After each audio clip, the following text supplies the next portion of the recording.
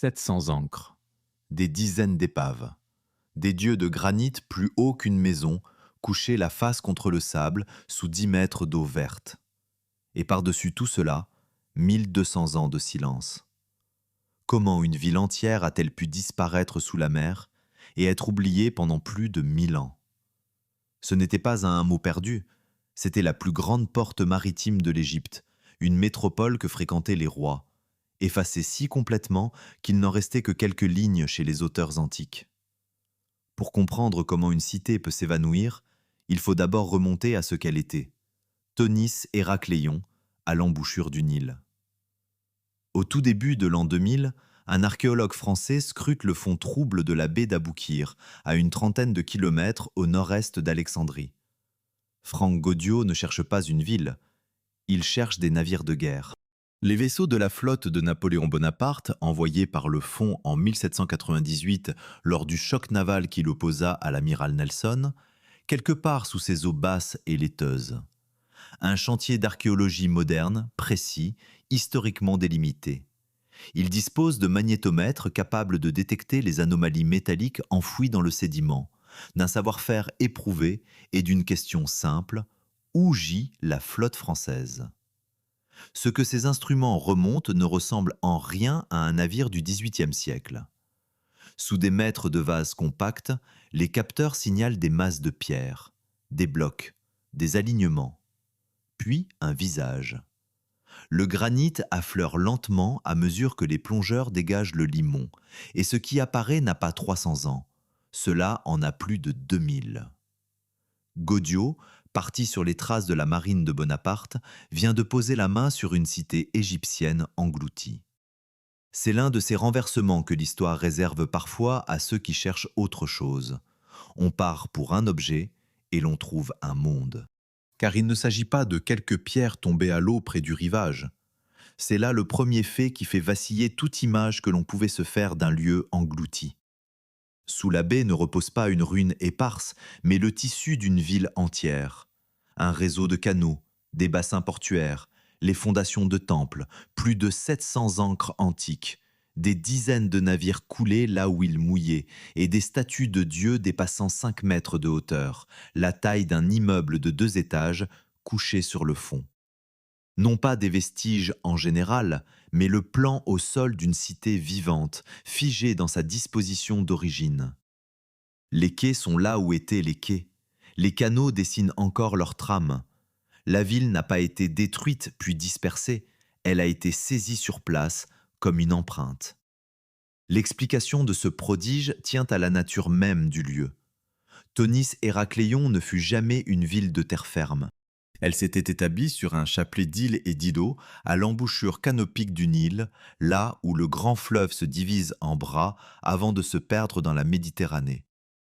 L'eau ne l'entourait pas, elle la traversait. Des canaux la sillonnaient de part en part, si bien qu'elle ressemblait davantage à une cité lacustre, posée sur pilotis et sur bancs de limon, qu'à une place forte bâtie sur le roc. Cette architecture amphibie explique sa richesse. Tout y reposait sur la navigation, et elle annonce déjà sa perte. Une ville dont les rues étaient parfois des chenaux vivait en équilibre sur un sol gorgé d'eau. Quand ce sol a cédé, c'est la totalité de la trame urbaine qui a glissé sous la surface d'un seul tenant. Et la vase, en la recouvrant, l'a scellée à l'abri de l'air. L'air, justement. Sur le fond de la baie, il n'y en a plus. Il faut imaginer la scène telle qu'un plongeur la découvre aujourd'hui. Une pénombre d'un vert trouble, épaissie par les particules de limon en suspension, où la lumière du jour ne descend qu'affaiblie. Le faisceau d'une lampe fend cette brume liquide et accroche une forme, puis une autre. Un visage de reine émergeant du sable, un bloc gravé, une ancre, une deuxième ancre, une troisième, alignée comme les jalons d'un port oublié. Autour, un silence absolu, celui que seuls connaissent ceux qui travaillent sous 10 mètres d'eau. La main gantée glisse sur la pierre. Sous elle, un granit lisse et froid que nul n'a touché depuis des siècles. On ne visite pas ces lieux, on les exhume. Comprendre pourquoi cette cité méritait de tels égards suppose de mesurer ce qu'elle représentait. Avant qu'Alexandre ne fonde Alexandrie en 331 avant notre ère, l'embouchure canopique était le bras le plus navigable du delta, et Tonis Héracléon en gardait le seuil.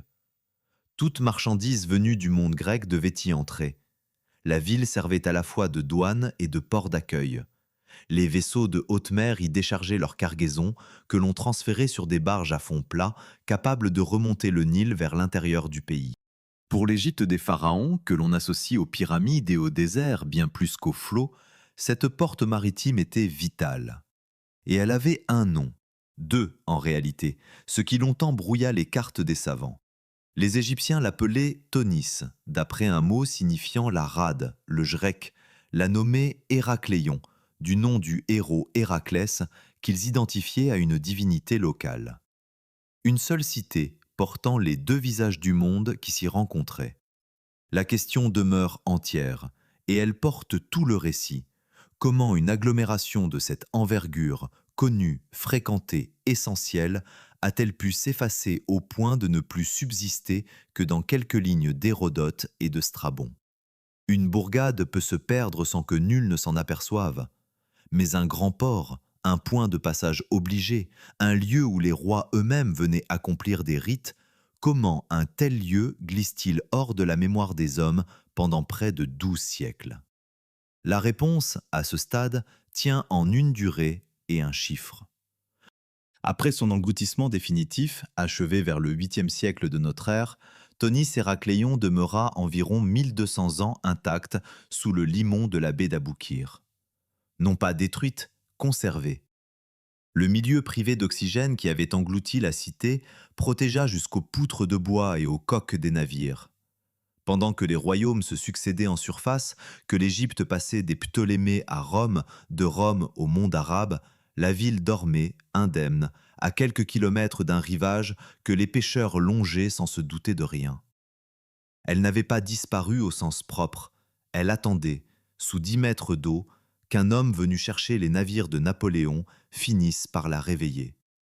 Et lorsqu'il la trouva, l'énigme, loin d'être close, ne faisait que commencer. Car pour qu'une cité s'engloutisse ainsi, il fallait qu'elle eût d'abord une raison d'exister très exactement là, sur ce seuil fragile entre le fleuve et la mer. Sur le fond de la baie, les plongeurs de Franck Gaudiot finissent par en perdre le compte. Une ancre, puis une autre, à quelques mètres, puis 10, puis 100, puis des centaines, disséminées dans le limon comme les graines d'un semis oublié. Le décompte, quand il s'arrête, dépasse les 700. 700 ancres de pierre et de plomb, abandonnées là où des navires avaient un jour mouillé, avant que la mer ne se referme sur eux. C'est à ce jour l'un des plus grands rassemblements d'équipements de bord de toute l'Antiquité, peut-être le plus grand jamais mis au jour en un seul lieu. Et une telle accumulation ne s'explique pas par le hasard d'un naufrage. Elle raconte le contraire, non pas des bateaux perdus, mais des bateaux venus, très nombreux, très longtemps, au même endroit. Un port ne se remplit pas d'encre par accident. Il se remplit parce que, génération après génération, des équipages jettent leur mouillage dans les mêmes eaux, attendent leur tour, déchargent, repartent, et parfois laissent derrière eux le fer et la pierre qui les retenaient au fond. 700 ancres, ce sont 700 renoncements, 700 escales dont on ne repartit qu'en tranchant la mare. Ce chiffre, à lui seul, dit une vérité que l'on peine à associer à l'Égypte des pharaons. Ce pays de sable et de fleuves possédait une porte océane, un point de convergence où le trafic maritime était si dense que le fond de la rade en garde encore la mémoire métallique. Voilà de quoi remettre en cause une idée reçue tenace, celle d'une Égypte tournée vers son désert et son île, indifférente à la mer. Le fait est là, planté dans la vase. Avant Alexandrie, l'Égypte parlait déjà à la Méditerranée, et elle lui parlait ici. Encore fallait-il que ce fût précisément ici. La géographie du delta explique tout. Le Nil, en approchant de la mer, ne se jette pas dans un unique estuaire. Il se divise en plusieurs bras, dont les anciens dénombraient jusqu'à 7. Parmi eux, la bouche canopique passait pour la plus navigable, la plus sûre, celle par laquelle un navire de haute mer pouvait pénétrer sans se briser sur les bancs de sable mouvants qui bordaient le littoral. Tonis Héracléon s'était établi exactement sur ce seuil, à la charnière entre l'eau salée et l'eau douce, entre le monde grec qui arrivait par le large et le monde égyptien qui commençait au fil du fleuve. La ville ne devait pas sa position aux caprices de ses fondateurs. Elle occupait le seul passage praticable, et cette place unique lui conférait un pouvoir considérable. Tout ce qui voulait entrer en Égypte par la mer devait entrer par elle. Ce rôle, la cité l'exerçait avec une rigueur d'administration. Elle fonctionnait comme un double filtre, à la fois douane et point de transbordement. Les grands vaisseaux venus des îles grecques et des côtes de la Méditerranée ne remontaient pas le Nil. Leur tirant d'eau, leur gréement, leur conception les destinaient à la haute mer, non aux méandres du fleuve. Ils s'arrêtaient donc au port, y déchargeaient leur cargaison, et celle-ci était transférée sur des barges à fond plat, taillées pour le fleuve, qui l'emportaient vers l'intérieur des terres, vers le grand comptoir de Naucratis, puis plus profond encore dans le pays. Rien ne passait sans rompre aux charges, rien n'entrait sans s'arrêter. La ville était le poumon par lequel l'Égypte respirait le commerce du monde, et chaque inspiration laissait une trace, une taxe, un droit, une part prélevée au nom du pouvoir. Il faut un instant quitter les chiffres et se tenir sur l'un de ces quais, au VIe siècle avant notre ère. L'air est chargé de l'odeur de la poix qui calfate les coques, de celle du poisson séché et du limon tiède que le fleuve charrie. On entend le grincement des cordages tendus, le clapotis des rames contre les flancs de bois, les appels des débardeurs dans une confusion de langues où le grec se mêle à l'égyptien. Les barges glissent d'un bassin à l'autre par les canaux qui irriguent la ville. Et dominant tout cela, se dressant au-dessus des mâts et des toits bas, des dieux de granit veillent sur l'entrée, colosses de plusieurs mètres tournés vers le large. Le premier spectacle qui s'offrait aux marins franchissant le seuil de l'Égypte n'était pas une côte anonyme. C'étaient des géants de pierre montant de l'eau, une déclaration de puissance adressée à quiconque approchait. Cette puissance n'était pas seulement symbolique, elle était inscrite dans le droit. Car la ville ne se contentait pas de laisser passer les marchandises, elle en vivait, et le prélèvement qu'elle opérait était officiellement consigné. Un décret royal, gravé dans la pierre et dressé dans la cité même, ordonnait de reverser une part précise des biens transitant par le port au bénéfice d'un grand sanctuaire. Une fraction de l'or, de l'argent, du bois, de tout ce qui franchissait le seuil était captée au passage et sacralisée. Le commerce nourrissait le temple et le temple légitimait le commerce. Cette mécanique fiscale, adossée à la religion, fait comprendre pourquoi Tonis Héracléon n'était pas une simple escale marchande, mais un rouage du pouvoir égyptien lui-même, un lieu où l'argent du monde entrait dans les caisses du pharaon en passant par les mains des dieux. Là gît une question que la richesse apparente de la ville ne suffit pas à trancher et qui plane sur tout ce que révèle la vase. Un tel afflux, une telle densité de trafic, une accumulation d'encre sans équivalent connu suppose une organisation, des hommes, des règles, une continuité sur des siècles. Hors de cette machine humaine, il ne reste au fond que des objets muets, le métal des mouillages, les coques éventrées, les blocs des quais. Qui administrait ce flux? Qui percevait les taxes? Qui décidait de ce qui entrait et de ce qui était refoulé? L'archéologie ne le lit pas directement dans le limon, elle le déduit. Et l'un de ces indices, discret mais éloquent, dormait parmi les autres vestiges. Car parmi les trouvailles remontées du fond figuraient des armes grecques. Non pas des marchandises destinées au négoce, mais de l'armement, celui que porte un soldat. Les historiens y voient la marque d'une présence militaire venue d'ailleurs. Des mercenaires grecs, employés à garder l'entrée du royaume sur le bras le plus fréquenté du Nil. La ville qui filtrait le commerce du monde était donc aussi une ville tenue en partie par des soldats étrangers, postés à la porte de l'Égypte pour la surveiller. Une métropole cosmopolite, où l'on priait des dieux venus de plusieurs horizons et où l'on montait la garde en plusieurs langues. Cette cohabitation, inscrite jusque dans les lames retrouvées au fond, dessine le vrai visage du lieu. Moins une frontière fermée qu'un carrefour vivant, sévèrement contrôlé, où l'Égypte et le monde grec se touchaient sans se confondre. Ainsi le seuil livre-t-il sa raison d'être. Tonis Héracléon existait là, sur cette langue d'île instable, parce qu'elle occupait l'unique passage par lequel la mer pouvait entrer en Égypte, et parce que ce passage valait de l'or. Le sol gorgé d'eau qui portait la ville était le prix à payer pour tenir la clé du royaume. Chaque ancre tombée au fond, chaque droit prélevé, chaque garde en armes confirmait la même évidence. Ce n'était pas un lieu parmi d'autres, mais le point où tout convergeait. Et lorsqu'on mesure ce que représentaient ces 700 ancres endormies dans la baie, le plus vaste rassemblement d'équipements navals antiques jamais retrouvés, on tient sans doute le vestige le plus parlant de toute la cité engloutie. C'est le moment de laisser un like si cette plongée dans le port de l'Égypte vous saisit autant qu'elle nous saisit. Reste que la richesse d'un port ne suffit pas à faire d'une ville un lieu où les rois eux-mêmes viennent s'incliner.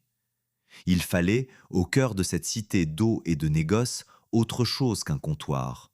Il fallait un temple. Au centre de la cité d'eau, là où les canaux convergeaient comme les rayons d'une roue, se dressait une masse de pierre qui n'appartenait pas au monde du négoce. Ce n'était ni un entrepôt, ni un poste de douane, ni un quai. C'était le temple d'Amon-Guéreb, et tout, d'Antonis Héracléon, s'ordonnait autour de lui. Les quartiers d'habitation, les sanctuaires secondaires, les bassins portuaires eux-mêmes semblaient graviter à distance respectueuse de ce cœur sacré. Une ville bâtie pour le commerce s'était donné un centre qui ne produisait rien, ne vendait rien, ne taxait rien de sa propre main, et qui pourtant régnait sur tout le reste. Là résidait le vrai foyer du pouvoir, et la clé d'un fait qui déconcerte encore. Pourquoi des pharaons, maîtres d'un royaume immense, faisaient le voyage jusqu'à ce port du delta pour y accomplir un rite dont dépendait leur légitimité? Car ce temple n'était pas un sanctuaire ordinaire, un parmi les milliers qui parsemaient l'Égypte. Il détenait une prérogative rare, presque exorbitante. C'est ici, dans l'enceinte d'Amon-Guéreb, que le pharaon recevait du Dieu suprême le titre de souverain universel. L'autorité d'un roi d'Égypte ne se limitait pas à la couronne posée sur sa tête à l'avènement.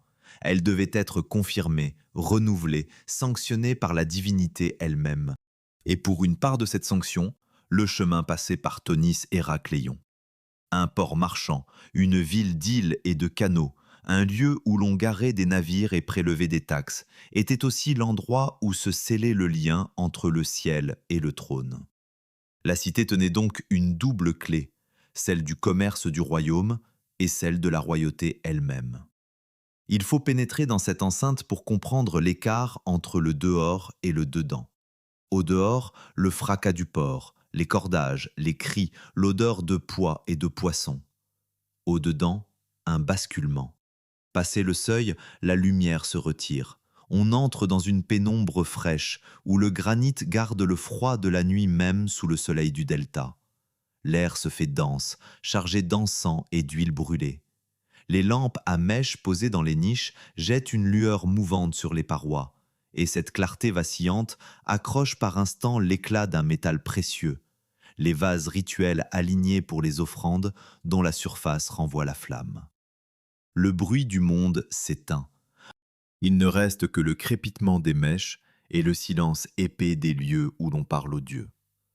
C'est dans ce silence que se jouait la consécration d'un roi. Le décor de ce silence était fait d'une matière qui, en Égypte, disait la valeur mieux que tout autre. Dans le trésor du temple, les archéologues ont retrouvé des coupes rituelles d'argent, destinées aux libations versées en l'honneur des divinités. Et le choix de l'argent n'a rien d'anodin. Dans l'Égypte antique, ce métal valait plus cher que l'or. L'or, le pays le tirait de ses propres déserts orientaux, il en connaissait les veines et les mines.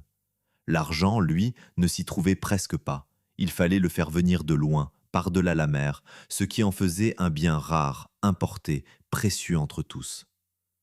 Que le sanctuaire d'un port ait thésaurisé son argenterie sacrée prend alors un sens particulier.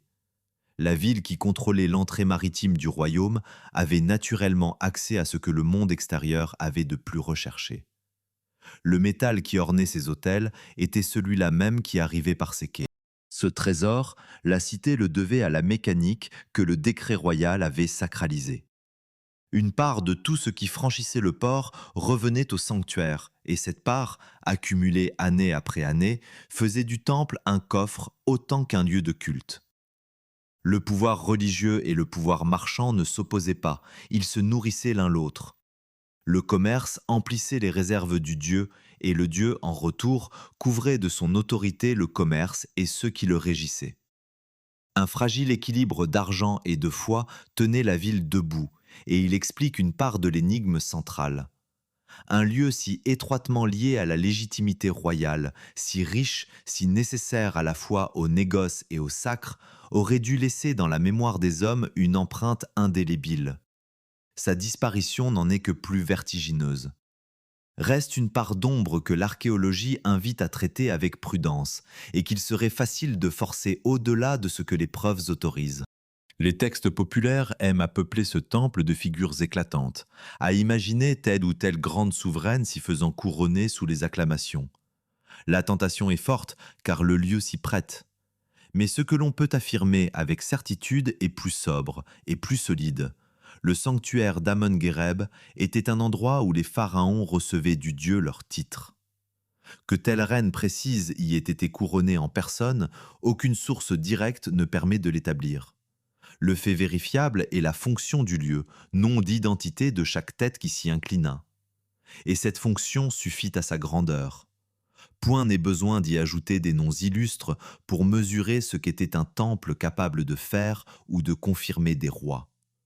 De cette grandeur, le rituel lui-même portait la marque la plus étrange, celle qui liait le sacré à l'eau qui cernait la ville. Le culte ne restait pas enfermé dans l'enceinte. À certaines périodes, la statue du dieu quittait son sanctuaire et prenait la voie des canaux.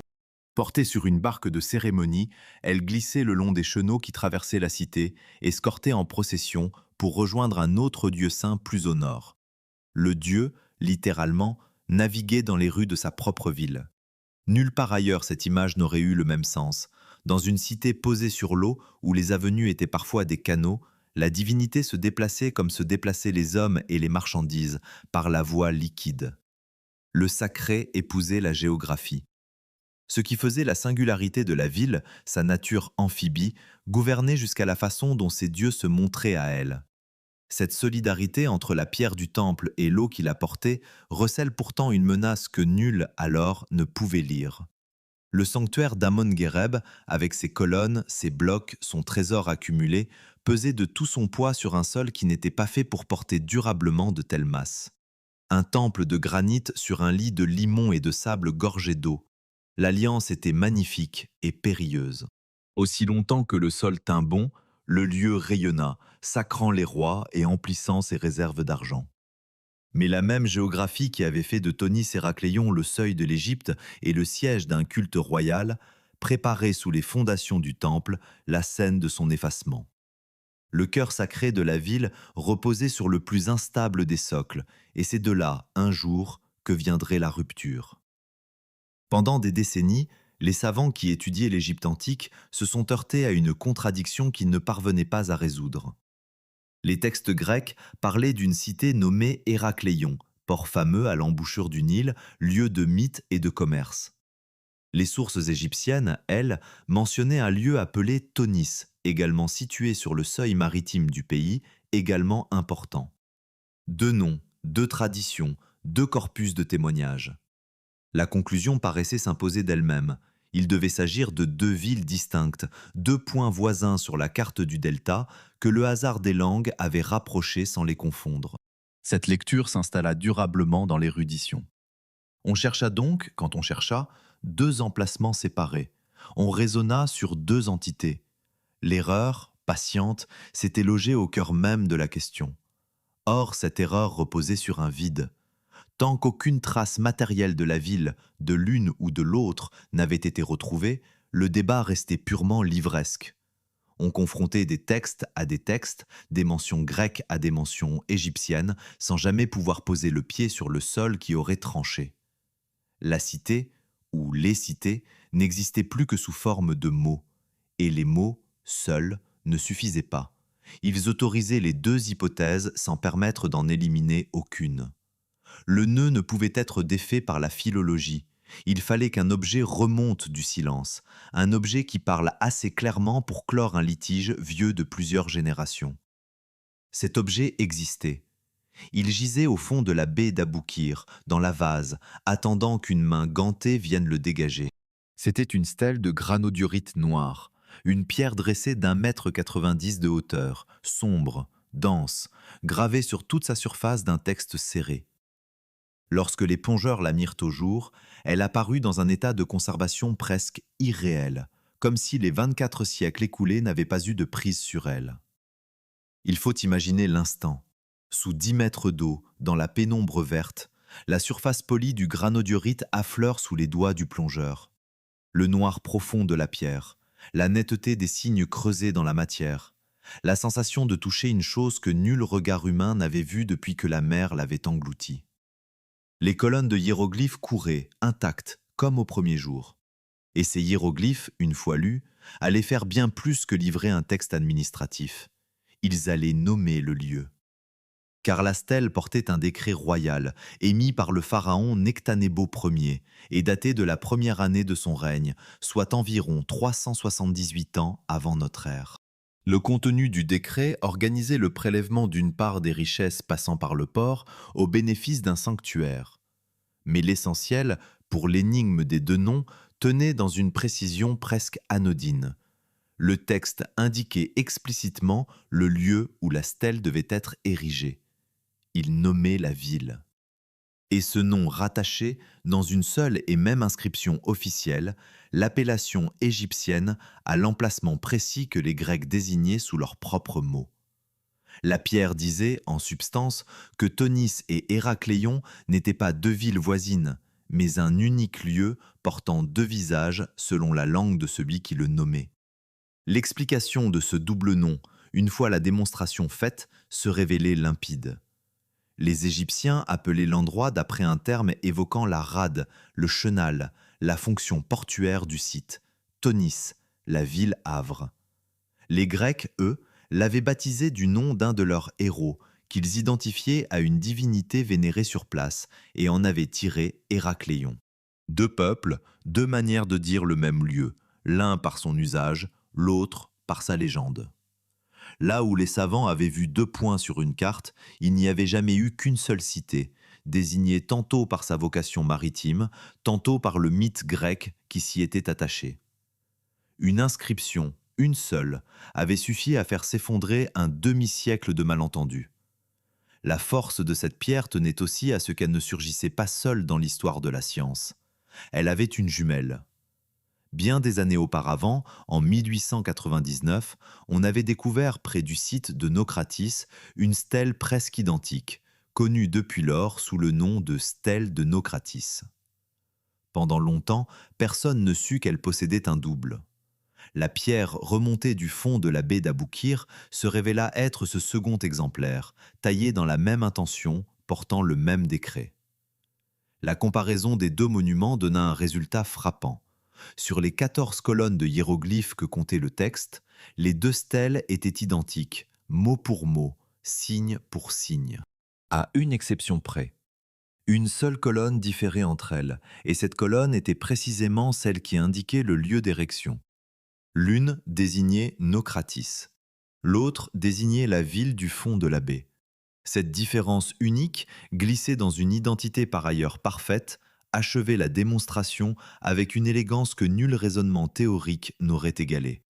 Le décret était le même, la volonté royale la même, la formule la même. Seul changeait le nom du lieu où la pierre proclamait la loi. En comparant les deux textes, les chercheurs tenaient donc à la fois la preuve que la cité engloutie était bien celle des sources et sa localisation exacte sur le rivage du delta. Une ville que l'on avait cru perdue dans le double brouillard du mythe et de la confusion linguistique se trouvait soudain fixée sur la carte, identifiée, nommée sans ambiguïté. Le fantôme avait un corps, et ce corps avait une adresse. Ce que révélait la stèle dépassait pourtant la seule question des noms. Elle prouvait que la ville des textes anciens, celle qu'on avait pu soupçonner à demi légendaire, avait bel et bien existé, à cet endroit, avec cette fonction, sous cette autorité. Un décret pharaonique ne se grave pas pour une bourgade sans importance. La solennité de la pierre, la précision du prélèvement fiscal, la référence directe au pouvoir royal disaient l'envergure du lieu. La cité que la mer avait effacée n'était pas une invention des Grecs ni une chimère d'érudits. Elle était documentée par l'Égypte elle-même, dans sa propre langue, sur son propre monument. Et cette certitude nouvelle rendait l'énigme centrale plus aiguë encore. Une ville dont l'existence était ainsi gravée dans le granit, attestée par la loi d'un pharaon, avait tout de même sombré au point d'être oubliée. La pierre qui la sortait de l'oubli portait, dans son texte même, la mesure de tout ce que la mer avait su engloutir. Vers le milieu du 5e siècle avant notre ère, un voyageur grec parcourt l'Égypte et consigne ce qu'il voit. Parmi 1000 observations, il s'attarde sur les embarcations qui sillonnent le Nil et décrit avec un luxe de précision une barge de charge d'un type qu'il nomme baris. Il détaille la manière dont on l'assemble. Des planches courtes, ajustées les unes aux autres, non pas bord à bord comme le voulait l'usage grec, mais disposées à la façon des briques d'un mur. Il parle de longues membrures internes qui renforcent la coque, d'une conception sans quille à la mode habituelle, et d'un gouvernail singulier qui traverse le fond du navire par une ouverture ménagée dans son talon. Le tableau est minutieux, presque technique, et pendant près de 2500 ans, il passa pour une fantaisie. Le problème était simple, aucun navire de ce type n'avait jamais été retrouvé. Aucune épave, aucun modèle, aucun vestige ne correspondait à la description du voyageur grec. Les spécialistes de la marine antique lisaient ce passage avec une perplexité teintée de scepticisme. Le procédé d'assemblage décrit paraissait étrange, l'agencement des planches contraire à ce que l'on connaissait, le détail du gouvernail traversant la coque presque invraisemblable. Faute de preuves matérielles, on rangea volontiers cette description parmi les approximations d'un auteur qui avait beaucoup voyagé, beaucoup écouté et parfois, croyait-on, beaucoup enjolivé. Le baris devint l'exemple commode d'un témoignage antique qu'il fallait prendre avec prudence, une curiosité littéraire sans ancrage dans le réel. La réputation du voyageur grec, ce père de l'histoire dont on admirait le récit sans toujours s'y fier, souffrait de ces pages où l'observation semblait glisser vers l'affabulation. Puis la baie d'Aboukir rendit son verdict. Au fil des campagnes de fouilles, les archéologues mirent au jour, dans la vase du port englouti, les restes de dizaines de navires coulés là où ils avaient sombré. Parmi cette flotte fantôme reposait une épave qui reçut un numéro d'inventaire, une coque parmi d'autres, désignée sobrement comme le navire numéro 17. Lorsque les plongeurs entreprirent de la dégager et que les spécialistes se penchèrent sur son architecture, ils reconnurent une à une les particularités que le voyageur grec avait consignées 9 siècles plus tôt. Les planches courtes montées comme des briques, les longues membrures internes, la structure singulière de la coque, le dispositif du gouvernail passant par le fond. Ce que le texte décrivait, la pierre, ou plutôt le bois conservé par la vase, le confirmait, pièce par pièce. Il faut mesurer ce que représente une telle rencontre entre un mot et une chose. Le voyageur grec n'avait pas décrit un monument célèbre que tout le monde pouvait vérifier. Il avait décrit un objet ordinaire, une barge de travail, avec des détails d'assemblage que seul un observateur attentif pouvait relever. Et 24 siècles plus tard, un exemplaire réel de cet objet, tiré du fond d'un port disparu, venait valider sa description dans le moindre détail technique. Le texte que l'on avait cru fantaisiste se révélait un témoignage d'une exactitude presque troublante. C'est le fait qui brise l'image le plus saisissant de toute l'histoire de la ville. Une phrase tenue pour une invention pendant 2 millénaires et demi se dressait soudain, prouvée, sortie de l'eau sous la forme d'une coque de bois noircie. L'épave elle-même offrait un spectacle qui donnait chair à la démonstration. Sous la lampe du plongeur, dans la lumière verte et diffuse du fond, le bois apparaissait sombre, gorgé d'eau, mais entier dans ses lignes essentielles. On distinguait l'agencement des planches, la trace des membrures, la logique d'une construction pensée pour le fleuve et non pour la haute mer. Ce bois avait tenu là, sous les sédiments, à l'abri de l'oxygène qui l'aurait dévoré à l'air libre. Le limon, en le scellant, avait préservé jusqu'au détail d'assemblage que décrivait le texte ancien. Toucher cette coque, c'était toucher la matière même d'une phrase écrite au 5e siècle avant notre ère, retrouver sous les doigts ce qu'une main avait tracé en mots à l'autre bout du temps. Cette confirmation dépassait le cas d'un seul navire. Elle rendait aux voyageurs grecs une part de son crédit et posait du même coup une question que les historiens n'ont pas fini de débattre. Si sa description d'une barge s'était révélée exacte au point de correspondre à une épave réelle, jusqu'où fallait-il étendre cette confiance retrouvée? Un détail technique vérifié suffisait-il à réhabiliter l'ensemble de son témoignage sur ce lieu et ce pays? La question n'a rien d'anodin, car les pages du voyageur grec ne contiennent pas que des observations d'ingénierie navale. Elles mêlent le vu et l'entendu, le constaté et le rapporté, l'observation précise et les récits que dut confier ses hôtes. Le Barry relevait de ce qu'il avait pu voir de ses yeux. D'autres passages, tout aussi assurés dans le ton, relevaient de ce qu'on lui avait raconté. Deux positions s'affrontent, et chacune a sa cohérence. Les uns soulignent que la description du Barry, longtemps moquée, s'est vérifiée dans ses moindres détails, et qu'un tel degré d'exactitude sur un point aussi technique invite à prendre au sérieux l'ensemble de ce que le voyageur a rapporté sur la région. Puisqu'il a vu juste là où on le croyait dans l'erreur, pourquoi douter du reste? Les autres répondent avec prudence qu'une observation exacte n'entraîne pas la véracité de tout le livre.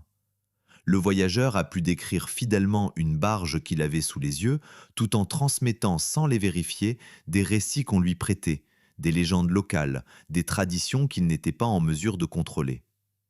Une pièce vraie ne garantit pas la vérité de tout l'édifice. Le débat porte moins sur les faits que sur une question de méthode. Comment reporter la confiance gagnée sur un détail prouvé vers les parties du témoignage qui, elles, restent invérifiables? Ce désaccord n'est pas un artifice de récit. Il traverse réellement la science historique, et il n'a pas reçu de réponse tranchée. Les deux camps s'appuient sur une logique solide, et le navire numéro 17, s'il a clos une question, en a rouvert une autre, plus vaste. Ce qui est certain tient à la coque elle-même. Une barge conforme au texte le plus détaillé qui nous soit parvenu, remontée intacte du port où elle avait coulé, prouvant que sur ce point au moins, le voyageur grec avait dit vrai. Ce qui demeure ouvert, c'est la portée de cette preuve. Un fragment de vérité arraché à la vase suffit-il à racheter tout un livre, ou ne fait-il que confirmer, précisément, ce fragment? La ville engloutie avait rendu un navire. Elle n'avait pas rendu la certitude, et laissé aux vivants le soin de décider jusqu'où croire un homme mort depuis 24 siècles. Parmi les objets remontés de la vase, certains n'avaient rien à faire dans une cité que l'on imaginait purement égyptienne. Des armes grecques, des pointes, des lames, l'équipement d'hommes venus se battre ou monter la garde, façonnés selon des traditions qui n'étaient pas celles du Nil. Leur présence au fond de la baie, mêlée aux vestiges du port et du sanctuaire, posait une énigme discrète mais tenace. Une chose est qu'un marchand grec débarque sa cargaison et reparte. Autre chose qu'un soldat grec, avec son armement, s'installe à demeure sur le seuil du royaume. Ces lames disaient une présence durable, enracinée, d'hommes d'un autre monde au cœur même de la porte égyptienne. Elles ouvraient une question sur la véritable nature de la ville. Gardait-elle réellement l'Égypte contre l'étranger, ou l'avait-elle déjà laissée entrer jusque dans ses murs? La réponse tient à un moment précis de l'histoire du delta. À partir d'une certaine époque, les pharaons ouvrirent leur pays aux Grecs, les autorisant à s'établir, à commercer, à s'installer sur le sol égyptien. Des marchands vinrent, mais aussi des soldats de métier, ces mercenaires que les rois d'Égypte engageaient volontiers pour leur valeur militaire. Postés sur le bras le plus fréquenté du Nil, ils veillaient sur l'accès au royaume, surveillant qui entrait et qui sortait par le seuil maritime. La cité qui filtrait déjà les marchandises filtrait aussi les hommes, et elle le faisait en partie par la main de gardes étrangers. Le paradoxe n'est qu'apparent. Confier la surveillance d'une frontière à des professionnels venus d'ailleurs était une pratique répandue, et l'Égypte y trouvait des combattants aguerris sans grever ses propres forces. Les armes retrouvées au fond ne trahissaient donc pas une invasion, mais une organisation, celle d'un royaume qui employait l'étranger pour garder sa porte. Cette présence militaire n'était que la part la plus visible d'un phénomène plus profond. La ville n'accueillait pas seulement des soldats grecs, elle abritait leurs dieux. À côté du grand sanctuaire égyptien, dédié à la divinité qui faisait et confirmait les rois, s'élevaient d'autres lieux de culte, tournés vers le panthéon grec. Les fouilles ont révélé les traces d'un temple d'un type tout à fait étranger à l'architecture du Nil. Une construction circulaire, un tholos, ceinte d'une colonnade selon l'ordre dorique, ce style grec sobre et puissant, aux colonnes cannelées et sans ornement superflu. Une rotonde grecque plantée dans une cité égyptienne, non pas cachée en périphérie, mais intégrée au tissu sacré de la ville. Deux architectures, deux manières de bâtir le divin, coexistaient sur les mêmes îles, séparées par quelques canaux à peine. Ce sanctuaire grec avait sa divinité. On y vénérait Aphrodite, la déesse de l'amour et du désir, et parmi les objets qui lui furent offerts, les archéologues ont retrouvé des céramiques d'une grande finesse, témoins d'un culte vivant et raffiné. L'une de ces trouvailles, plus modeste que les colosses de granit mais infiniment plus émouvante, mérite qu'on s'y arrête.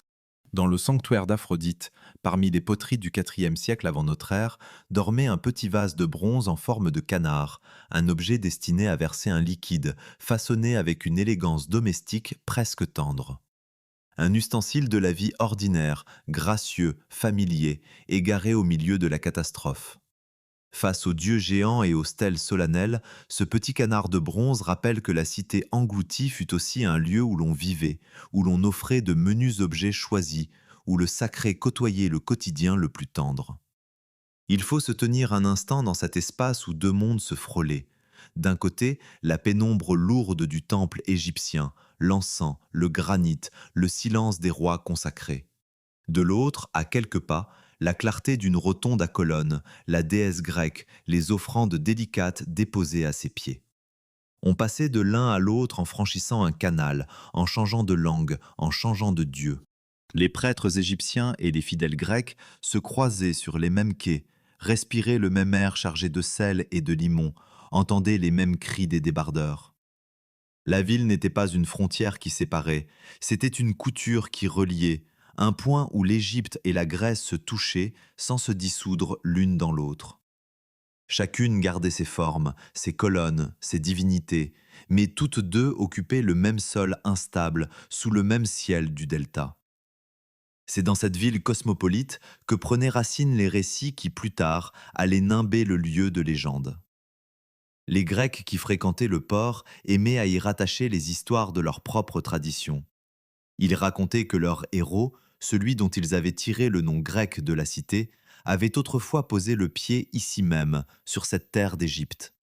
Ils évoquaient aussi de grandes figures de leur épopée, un couple fameux dont la fuite avait, disait-on, marqué ces rivages avant même la guerre la plus chantée de leur mémoire. Ces récits appartenaient au monde du mythe et de la littérature, non à celui des faits vérifiables. Ils disent moins ce qui s'est passé dans la ville que ce que les Grecs voulaient y voir. Un lieu assez important, assez chargé de sens pour mériter d'être relié à leurs plus anciennes histoires. La prudence commande de les recevoir comme des traditions rapportées, non comme des événements attestés.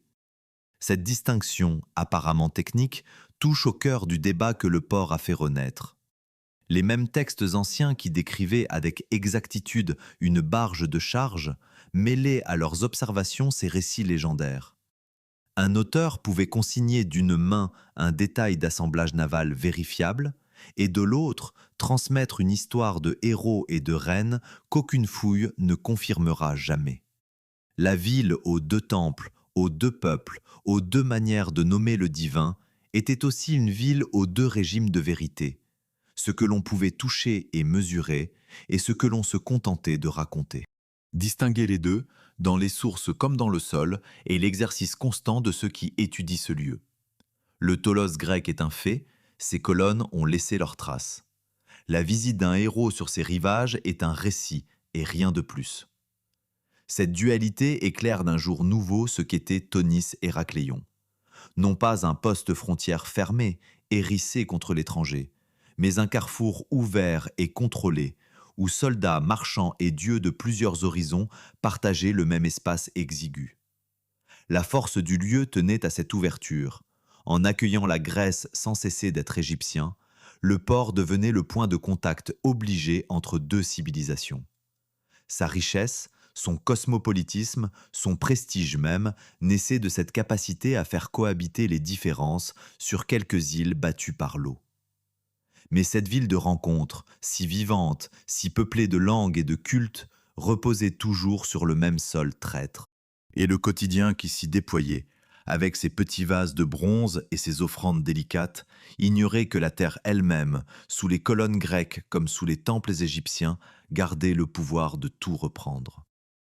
À certaines dates de l'année, la ville tout entière retenait son souffle pour un spectacle que nulle autre cité ne pouvait offrir de la même manière.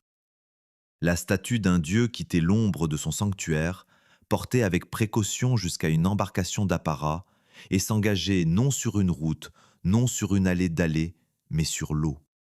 Le long des canaux qui traversaient Tonis et Héracléon, la barque sacrée glissait lentement, escortée d'un cortège, tandis que la divinité voyageait à travers sa propre ville par la voie liquide qui en faisait la singularité. Ce n'était pas une procession comme les autres, c'était un dieu qui naviguait dans les rues, et cette image, presque irréelle, résume mieux qu'aucune autre ce qu'était cette cité posée sur l'eau.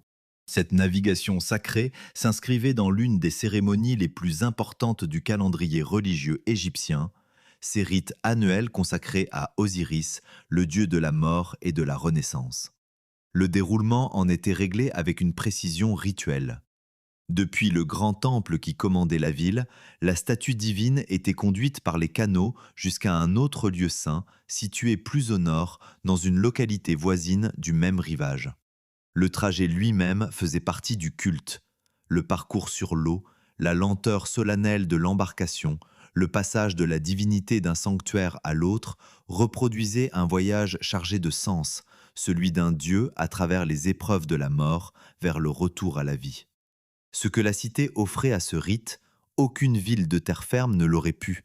Un réseau de chenaux navigables où la théologie pouvait littéralement s'embarquer. La géographie de la ville n'était donc pas seulement le décor du culte, elle en était l'instrument. Là où d'autres sanctuaires promenaient leurs dieux sur des épaules d'hommes, le long de voies pavées, Tonis Héracléon les faisait voguer. La nature amphibie du lieu, ce trait qui expliquait à la fois sa richesse commerciale et sa fragilité, imprégnait jusqu'à sa vie spirituelle. Les mêmes canaux qui portaient les barges de marchandises, qui permettaient de transborder l'or et l'argent du monde, portaient aussi les dieux. L'eau, ici, ne séparait pas le profane du sacré, elle les reliait. Elle était le milieu commun où circulaient les biens et les divinités. Une ville où les avenues étaient des chenaux ne pouvait imaginer ses dieux autrement qu'en navigateurs. Le sacré épousait la forme du sol, ou plutôt l'absence de sol ferme, et faisait de cette faiblesse une splendeur. Il faut tenter d'entrevoir la scène telle qu'elle s'offrait aux habitants. Sur les berges des canaux, la foule se pressait, silencieuse ou psalmodiante. L'eau réfléchissait la lumière du delta, découpée par le passage lent de la barque d'apparat. On percevait le clapotis mesuré des rames, le froissement des étoffes, les fumées d'encens qui montaient au-dessus des chenaux et se mêlaient à l'odeur de vase et de sel qui ne quittait jamais la ville. La statue avançait, dorée ou de pierre sombre, tandis que les reflets tremblaient à la surface. Autour, les maisons basses, les entrepôts, les temples se miraient dans l'eau immobile des bassins. La cité entière semblait, en ces heures, n'être qu'un vaste plan d'eau parcouru par le divin. Ce que voyaient ces hommes et ces femmes, personne ne le reverra jamais tel quel. Une théologie mise en mouvement sur des canaux, dans une ville dont chaque rue pouvait devenir un fleuve. Ces cérémonies éclairent une dimension de la ville que le commerce et la douane laissaient dans l'ombre. Tonis et Héracléon n'étaient pas seulement un poumon économique, un point de contrôle fiscal, un carrefour de peuple. Elle était un haut lieu religieux, un espace où se jouaient des rites majeurs de la spiritualité égyptienne, où l'on célébrait la mort et le retour à la vie d'un dieu dans un décor que la géographie rendait unique. Cette densité sacrée renforce l'énigme qui traverse toute l'histoire du lieu. Une ville aussi investie par le culte, où les dieux voyageaient en barque sous les yeux d'une population fervente, où se déroulaient chaque année des mystères parmi les plus solennels du pays, aurait dû graver dans les mémoires une empreinte que rien n'efface.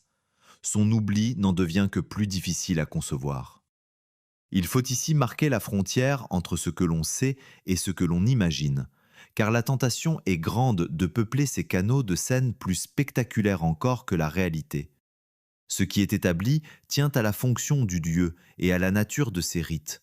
La ville était un centre religieux de premier ordre. Ses canaux servaient à des processions sacrées. Ses temples accueillaient des cérémonies liées à Osiris. Ce qui relève du récit, en revanche, ce sont les couronnements fameux que la littérature aime à situer sous ses murs, les grandes figures que l'on voudrait voir défiler dans ces processions. Le sol a livré des barques, des chenaux, des offrandes, des traces de culte. Il n'a pas livré la preuve de telles scènes illustres que l'on rêverait d'y placer. La grandeur religieuse du lieu se suffit à elle-même, sans qu'il soit besoin de la parer de noms que les sources ne garantissent pas. Cette vie sacrée, si intense, portait pourtant en elle une ironie que le temps allait révéler avec cruauté. La ville avait fait de l'eau son allié la plus intime. L'eau nourrissait son commerce, portait ses dieux, définissait son visage. Les habitants avaient bâti toute leur existence, matérielle et spirituelle, sur cette entente avec l'élément liquide. Ils faisaient naviguer leur divinité par des canaux, ils vivaient au rythme des marées et des crues, ils avaient apprivoisé l'eau au point d'en faire le milieu naturel de leur culte le plus sacré. Cette familiarité confiante avec l'élément qui les entourait était leur force. Elle deviendrait leur perte.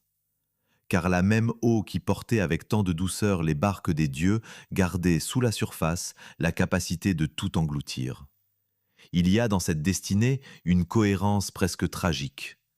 La cité qui faisait de ces dieux des navigateurs, qui célébrait un dieu de la mort et de la résurrection en le promenant sur ses canaux, finirait elle-même par disparaître sous l'eau, comme si la ville tout entière suivait le chemin de la divinité qu'elle honorait. Le royaume des chenaux deviendrait un royaume submergé. Les rues où glissaient les barques sacrées se rempliraient définitivement d'eau. Ce que les habitants n'auraient jamais imaginé, c'est que leur ville amphibie, si sûre de son entente avec l'élément liquide, cessa un jour d'être maîtresse de cette eau pour lui appartenir tout entière. La transformation n'aurait rien de miraculeux ni de vengeur. Elle aurait la lenteur et la logique d'un processus physique, inscrit depuis toujours dans le sol même qui portait les temples et les canaux. Vers le milieu du IIe siècle avant notre ère, quelque chose céda au cœur de la ville. Le grand temple d'Amon-Guéreb, ce sanctuaire de pierre où les pharaons recevaient leur légitimité, s'effondra. Ces blocs massifs, taillés dans le granit dur, basculèrent et sombrèrent dans le canal qui bordait son flanc sud, s'enfonçant dans la vase comme des navires coulés. Le cœur sacré de la cité, ce foyer autour duquel tout s'était ordonné, gisait désormais brisé au fond de l'eau. Cet effondrement ne fut pas la fin de la ville, mais il en marqua le tournant. Le lieu le plus solide, le plus vénéré, le mieux bâti, venait de prouver qu'aucune pierre, ici, ne reposait sur un sol digne de confiance. Ce qui avait terrassé le temple n'était ni une armée, ni un incendie, ni le temps. C'était la terre elle-même. Pour comprendre ce qui s'était passé, il faut regarder sous les fondations, dans la matière même du delta. Le sol sur lequel Tonis et Héracléon s'étaient établis n'était pas de la roche. C'était un empilement d'argile et de sable déposé au fil des millénaires par le Nil, saturé d'eau, gorgé d'humidité jusqu'au plus profond. Un tel terrain, tant qu'il demeure au repos, peut porter des charges considérables. Il paraît ferme, stable, capable de supporter des temples et des colosses. Mais cette solidité est un équilibre trompeur, suspendu à une condition. Que le sol soit brutalement secoué et tout change. Sous l'effet d'un tremblement, les grains de sable qui se soutenaient mutuellement se désolidarisent, l'eau prisonnière entre eux se met à jouer et le terrain perd d'un coup sa cohésion. Ce qui était solide devient mouvant. La terre, littéralement, se comporte comme un liquide. Ce phénomène porte un nom en science moderne, la liquéfaction. Il n'a rien de mystérieux ni de surnaturel, c'est un mécanisme physique parfaitement identifié que l'on observe aujourd'hui encore lorsque des séismes frappent des villes bâties sur des sols meubles et gorgés d'eau. Lors de tremblements de terre récents, on a vu des immeubles entiers s'incliner, s'enfoncer ou basculer, non pas fracassés par la secousse, mais avalés par un sol devenu subitement incapable de les porter. La terre s'ouvre, se dérobe, aspire les constructions comme le ferait une boue épaisse. Ce qui est arrivé à Tonis Héracléon relève exactement de ce processus. Les lourds édifices de granit, ces temples et ces statues qui faisaient la fierté de la ville, exerçaient une pression énorme sur le terrain. Quand une secousse liquéfiait le sol sous eux, ils s'enfonçaient dans cette masse redevenue fluide, engloutie par le lit même qui les avait portés. Il faut tenter d'imaginer un tel instant, non pour le dramatiser à l'excès, mais pour en saisir la réalité physique. Le sol, toujours ferme sous les pieds, se met soudain à trembler. Puis vient une sensation que rien dans l'expérience humaine ne prépare. La terre perd sa dureté, devient molle, vacillante, comme si l'on se tenait sur une surface qui cède. Les blocs de pierre, les colonnes, les statues qui semblaient éternelles commencent à s'incliner, à s'enfoncer. L'eau des canaux monte, déborde, envahit ce qui était sec. Les grondements du sol se mêlent au fracas des constructions qui basculent. En quelques instants, à cet endroit précis, une partie de la ville bascule d'un monde à l'autre, du sec vers l'eau, du solide vers l'englouti. Ce qui avait mis des générations à s'élever pouvait disparaître dans un intervalle qui se comptait en instants. Cette description d'une bascule soudaine ne doit pourtant pas donner le change, car elle laisse entière une question que la science n'a pas définitivement tranchée. La ville n'a pas disparu en une seule nuit, sous une unique catastrophe. Son engloutissement fut un processus étalé sur des siècles, et c'est précisément la part respective des forces en jeu qui divise les chercheurs. Tous s'accordent sur deux réalités. Le delta du Nil s'affaissait lentement, et le niveau de la mer montait, grignotant peu à peu la ville. Mais était-ce là l'essentiel? Un long déclin par submersion progressive, ou bien les effondrements brutaux du sol par liquéfaction jouèrent-ils le rôle décisif, précipitant par à-coups des quartiers entiers sous l'eau? Le débat reste ouvert, et il ne relève pas de la spéculation gratuite. Il oppose des interprétations différentes des mêmes traces. D'un côté, une part des chercheurs met l'accent sur la lente descente du delta et l'élévation marine, faisant de la disparition de la ville la somme de processus graduels presque imperceptibles à l'échelle d'une vie humaine, mais implacables sur des générations. Dans cette lecture, la catastrophe n'est pas un événement, mais une usure. La mer gagne, le sol s'enfonce, la ville recule pas à pas jusqu'à céder. De l'autre, des travaux plus récents, examinant la géologie du site, concluent que le scénario le plus probable fait la part belle aux effondrements rapides et localisés du terrain, provoqués par la liquéfaction lors de secousses venant s'ajouter à l'affaissement lent. Les preuves ne sont pas directes. Nul n'a assisté à la scène, et les indices sont indirects. Anomalies dans les sédiments, traces de désordre du sol, datation des effondrements. Les auteurs eux-mêmes reconnaissent que la question n'est pas close et que d'autres recherches seront nécessaires. Ce qui est certain, c'est la chronologie d'ensemble, faite d'étapes plutôt que d'un instant unique. L'effondrement du Grand Temple, vers le milieu du IIe siècle avant notre ère, fut l'un des coups les plus durs, mais non le dernier. La cité, déjà affaiblie, déjà en recul, continua d'exister par fragments, s'enfonçant morceau par morceau. Il fallut encore des siècles pour que la mer achève son œuvre. Ce n'est que vers le 8e siècle de notre ère que les derniers vestiges de la ville disparurent définitivement sous la surface. Entre le premier grand effondrement et l'engloutissement final s'étend un intervalle immense, presque un millénaire, durant lequel Tonis Héracléon mourut lentement, à la manière d'un rivage que la mer reprend, non d'une ville que la vague emporte. Cette lenteur même est ce qui rend le destin de la cité si troublant et si éloigné des images de catastrophes instantanées que l'on plaque volontiers sur les villes englouties. Il n'y eut pas de vague unique, pas de nuit apocalyptique où tout sombra d'un coup, pas de châtiment divin s'abattant sur les habitants. Il y eut un sol qui périodiquement trahissait ceux qui s'y étaient fiés, une mer qui montait sans hâte, une géographie qui reprenait patiemment ce qu'elle avait un temps consenti à porter. La même eau qui avait fait la fortune du port, qui avait porté ses dieux et son commerce, la reprenait maintenant, non par colère, mais par nécessité physique. Le sol gorgé d'eau qui avait permis à la ville de naître et de prospérer était exactement celui qui, secousse après secousse, siècle après siècle, la ramenait sous la surface dont elle était issue. Sous 10 mètres d'eau, dans la pénombre verte du fond, un plongeur avance le long d'une forme allongée qui émerge peu à peu de la vase. Ce n'est pas une roche, c'est un visage. Puis un torse, une épaule, un corps colossal couché sur le sable, immense, figé dans le silence depuis des siècles. Devant lui gît un dieu de granit rouge haut de 5 mètres et 40 centimètres, plus grand qu'une girafe dressée, taillé dans un seul bloc d'une pierre venue de très loin.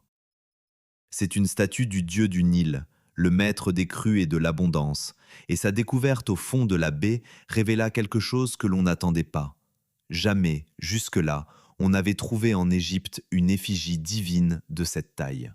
La démesure de ce colosse mesurait, à elle seule, l'importance que le pays accordait à cette porte maritime. Ce géant n'était pas seul.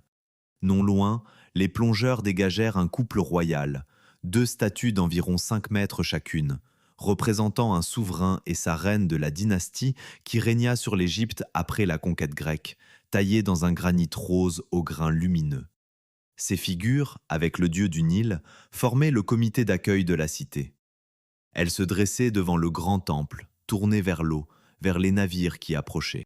Le premier spectacle qui s'offrait aux marins franchissant le seuil de l'Égypte, avant même les quais et les entrepôts, c'étaient ces divinités et ces souverains de pierre montant au-dessus de la surface, gardiens muets et gigantesques d'un royaume dont ils annonçaient la puissance.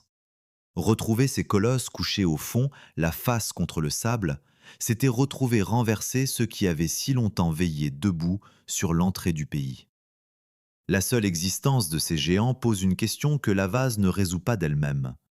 Tailler dans un bloc unique une statue de plus de 5 mètres, pesant plusieurs tonnes, dans un granit d'une extrême dureté, supposait un savoir-faire considérable. Il fallait extraire le bloc d'une carrière lointaine, le transporter sur de longues distances, le sculpter avec des outils capables d'entamer une pierre parmi les plus résistantes, puis dresser cette masse énorme sur les îles instables du delta. Comment une telle prouesse fut-elle accomplie, avec les moyens de l'époque, sur un sol qui peinait à porter des temples? La tentation existe de voir dans ces réalisations quelque chose qui dépasserait les capacités des hommes qui les ont produites. Cette tentation, il faut la nommer pour l'écarter aussitôt, car la réponse est connue et elle n'a rien de mystérieux. Les Égyptiens maîtrisaient depuis des millénaires l'art de tailler et de déplacer des masses de pierres colossales. Les pyramides et les grands temples du pays en témoignent bien avant Tonis Héracléon. On savait extraire le granit en le fracturant méthodiquement, le façonner à l'aide d'outils de pierre plus durs et d'abrasifs, le hisser et le transporter par voie d'eau sur des barges, en tirant parti précisément de ce réseau de canaux et de bras du Nil qui irriguait la région. Le fleuve, qui portait les marchandises et les dieux en procession, portait aussi les blocs bruts jusqu'au lieu de leur érection. Ces colosses ne sont pas une énigme technologique ni la trace d'un savoir venu d'ailleurs. Ils sont la démonstration éclatante de ce que les artisans de l'époque savaient faire. Les retrouver confirment le niveau de cette civilisation, il ne le contredit en rien. Ce que la vase a rendu tient d'ailleurs son prix moins de la performance technique que de l'état de conservation des trouvailles. Là réside le paradoxe le plus heureux de toute l'histoire du site. Le sol traître qui avait englouti la ville se révéla le meilleur des gardiens. En recouvrant les édifices et les statues, le limon les avait scellés dans un milieu privé d'oxygène, où les processus de dégradation qui dévorent les matériaux à l'air libre se trouvaient presque suspendus. Le granit, bien sûr, résistait, mais surtout, des matières fragiles qui n'auraient jamais dû traverser les siècles avaient survécu. Des poutres de bois, des coques de navires, des objets délicats étaient parvenus jusqu'à nous parce que la vase les avait tenus à l'écart de l'air. Ce qui avait tué la ville l'avait du même mouvement embaumé. L'engloutissement fut à la fois sa mort et sa préservation. Il faut se représenter le travail de ceux qui, aujourd'hui, arrachent ces trésors au fond. L'archéologie sous-marine n'a rien de la fouille terrestre patiente menée à la lumière du jour. Sous l'eau, tout est plus lent, plus difficile, plus dangereux. La visibilité se réduit souvent à quelques mètres dans une eau chargée de particules. Le moindre geste soulève des nuages de sédiments qui effacent le paysage. Les plongeurs travaillent au toucher autant qu'au regard, dégageant la vase avec précaution pour ne pas endommager ce qu'elle recouvre, cartographiant le fond, relevant la position de chaque objet avant de le remonter. Il faut localiser les vestiges enfouis sous des mètres de limon et d'argile durcie, souvent invisibles depuis la surface, à l'aide d'instruments capables de détecter les masses cachées dans le sédiment. Chaque pièce remontée est le fruit d'une opération minutieuse, menée dans un milieu qui ne pardonne pas l'imprudence. Dans ce travail, il y a des instants qui touchent à quelque chose de plus grand que la technique. Poser la main gantée sur la surface polie d'une statue, sentir sous ses doigts le grain d'un granit qu'aucun être humain n'a effleuré depuis que la mer l'a englouti, dégager lentement d'un visage de pierre les sédiments qui le masquaient pour voir apparaître des traits sculptés il y a plus de 2000 ans, ces gestes relèvent d'une rencontre autant que d'une fouille. Sous le faisceau de la lampe, dans le silence total du fond, un plongeur se trouve face à face avec une divinité colossale que nul regard n'avait croisée depuis des siècles. Le limon glisse, la forme se révèle, et un fragment du monde perdu revient à la lumière. Il y a dans cette lente exhumation la sensation de restituer à l'humanité une part d'elle-même qu'elle avait entièrement oubliée. Ce que ces géants de pierre incarnent, au-delà de leur masse et de leur art, c'est la mémoire matérielle d'une ambition. Une cité assez importante pour dresser à son entrée des dieux plus hauts qu'aucun autre du pays ne se voyait pas comme un simple comptoir. Elle se pensait comme la porte majestueuse d'un royaume, la première image que le monde extérieur devait recevoir de l'Égypte. Ces colosses proclamaient une grandeur, et leur chute au fond de l'eau proclame l'ampleur de ce qui fut perdu. Les retrouver, les relever, les exposer enfin au regard, c'est mesurer ce qu'était Tonis Héracléon à la hauteur exacte de ces dieux tombés. Et cette hauteur, 5 mètres et davantage de granit dressé au-dessus des flots, dit assez que la ville engloutie n'était pas une victime obscure, mais une métropole qui avait voulu se montrer à la mesure des géants qu'elle avait taillés. Au cours de la saison de fouilles de l'année 2023, les plongeurs qui travaillaient dans le trésor de l'ancien sanctuaire remontèrent de la vase des objets d'une délicatesse inattendue. Des récipients rituels d'argent, destinés jadis aux offrandes, et des parures d'or, ouvragées avec une finesse que les siècles sous l'eau n'avaient pas altérée. Ces trouvailles, surgies plus de 2000 ans après avoir été déposées, disaient une chose troublante. Le sol de Tonis Héracléon n'avait pas fini de livrer ses secrets. Bien au contraire. Chaque campagne ramenait au jour de nouvelles pièces, et chaque pièce rappelait l'ampleur de ce qui demeurait enfoui.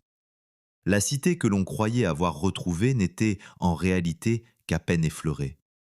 Les chiffres donnent la mesure de cette immensité encore endormie. La zone de recherche s'étend sur 11 kilomètres dans un sens et 15 dans l'autre, une surface plus vaste que bien des capitales. Et de cette étendue, l'archéologue qui a découvert la ville estime qu'environ 5% seulement ont été explorés. 5%. Le reste dort toujours sous des mètres de limon et d'argile durcie, invisible depuis la surface, hors d'atteinte des instruments.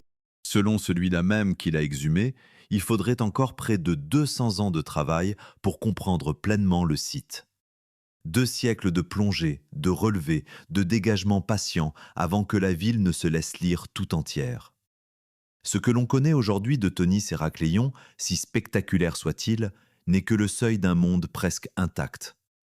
Cette entreprise démesurée porte un nom, une nationalité, une histoire. L'homme qui a rendu la cité au monde est un archéologue sous-marin français, formé à Paris, qui fonda dans cette même ville, à la fin des années 80, l'institut qui mène les recherches depuis lors. C'est une organisation française qui cartographie la baie, qui plonge, qui remonte les colosses et les stèles. Et le hasard qui présida à la découverte est lui aussi tissé d'histoire française. Car l'archéologue ne cherchait pas au départ une ville égyptienne. Il traquait les épaves de la flotte de Napoléon. Ces vaisseaux coulaient dans la baie d'Aboukir lors de l'affrontement naval qui, à la toute fin du XVIIIe siècle, opposa la marine française à celle de l'amiral Nelson. En cherchant les navires d'une bataille française, il posa la main sur une métropole engloutie depuis l'Antiquité.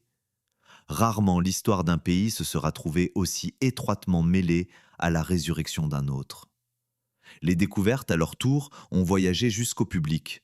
Une grande exposition consacrée aux trésors engloutis se tint à Paris, réunissant des milliers d'objets remontés du fond, statues, stèles, parures, offrandes, présentées pour la première fois à des visiteurs venus en foule.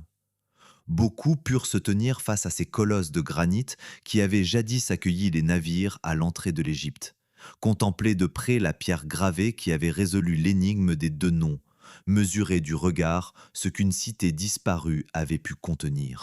Ces objets, propriétés de l'Égypte, remontés dans le cadre d'une coopération entre les équipes et les autorités du pays, ont ainsi rejoint la lumière des salles après les ténèbres du fond marin. Ce qui avait sombré dans l'oubli le plus complet se donnait de nouveau à voir, non plus à quelques plongeurs, mais à des milliers de regards. Il faut, une dernière fois, se laisser porter au fond de la baie, là où tout se joue encore. La lumière verte et trouble filtre à peine à travers 10 mètres d'eau. Le faisceau d'une lampe balaie le sable et accroche l'une après l'autre les formes endormies. Le profil d'un visage colossal, la courbe d'une ancre, l'arête d'un bloc gravé. Autour, le silence absolu du monde sous-marin, cette absence totale de bruit que seuls connaissent ceux qui descendent là. Une main gantée effleure la pierre froide. Sous elle repose une ville entière, figée dans sa disposition d'origine, préservée par la vase même qui l'a tuée. Elle attend, comme elle a attendu 1200 ans, que d'autres plongeurs, d'autres générations viennent lui arracher un fragment de plus de son histoire. Le moment est venu de refermer la question qui aura traversé tout ce récit. Comment une ville entière a-t-elle pu disparaître sous la mer et être oubliée pendant plus de 1000 ans? La réponse désormais est claire. Tonis Héracléon a sombré parce qu'elle était bâtie sur le plus fragile des sols. Un lit d'argile et de sable gorgé d'eau qui, sous les secousses et la lente descente du delta, a fini par céder et l'engloutir. Elle a été oubliée parce que sa disparition fut assez complète pour n'en laisser que quelques lignes chez les auteurs antiques, et parce que le limon qui la recouvrait la déroba pendant 12 siècles à tout regard humain. Non pas une malédiction, non pas un cataclysme unique, mais la conjonction implacable d'une géographie traître et d'un temps assez long pour effacer une cité de la mémoire des vivants. Le port qui fut le seuil de l'Égypte a payé de son existence même l'eau qui avait fait sa fortune. Reste, au terme de cette histoire, une question que la science elle-même n'a pas tranchée et qu'il serait malhonnête de refermer d'un trait. Elle concerne nos voyageurs grecs dont une simple barge remontée de la vase a prouvé l'exactitude après 25 siècles de doute.